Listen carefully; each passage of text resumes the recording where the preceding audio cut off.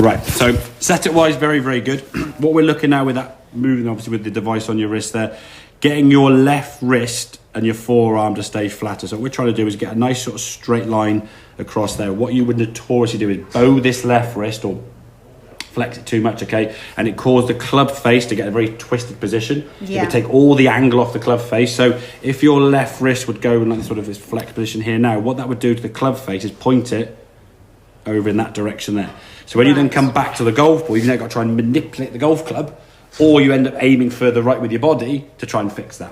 What you've got to try and do now with this position of the golf club is get that left wrist flatter. This is what the drill we did here now. So I just play this. You're going to hinge at the top. So you're hinging, and you can see it's green here in the range all the time now. There we go, good. And then when we step to the ball now, it's just hit and go, yeah? So higher, straighter, and you can see there you're in the green range, okay? And that's what we're trying to do, is as long as your club can get back in a position where it's in a pretty good range there, so your left wrist now at the top of the back, so we get to about there, there's your backswing position, that's not too bad, yeah? It's slightly flexed, okay? But compared to where you in the past got it, where it's gone really out of range, that's when, and again, from a power's perspective, it's very, very hard to create any energy when your left wrist is that bent and you're so close to your body, yeah? It narrows your width, so using that device at home, that training aid, you'll find it very hard to maintain that width. And the problem is then, if people get this sort of visual, they see their swing and their left arm's bending and collapsing, they go, oh, keep your left arm straight, and they'll lock things out, and now your wrist can't hinge. The only way your wrist can hinge now is just collapse, and then this will happen. If that's your sort of tendency for your wrist to go this way, it's going to bring a lot of energy loss into that backswing, and then to try and gain back the energy, just try and whack it harder. Well, now you're going out of control in some way. So keep working on that backswing position there with the wrist. When the club comes back down, really, really good strike of the ball there now. And again, we talk about the height of the shot. That ball's going to go a lot higher and straighter. I know these trees are way in the distance there, okay? But the height of that ball was there.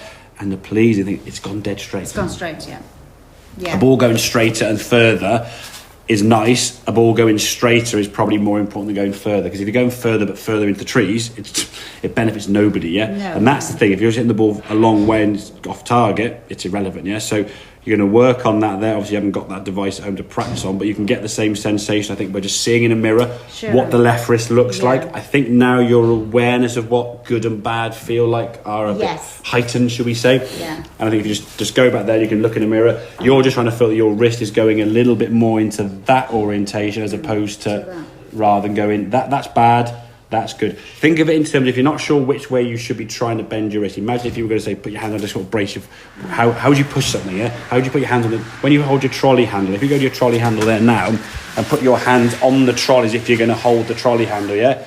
Just think how you wouldn't hold your trolley handle like that, would you? No. Yeah? So if you're not sure, just grab your, and think, okay, how's my wrist now? Most people have a little bit of that kind of what we call flexion in that wrist here now. You're not going to go around with your this way, yeah? How would you hold your handbag? Yeah, you wouldn't hold it like that.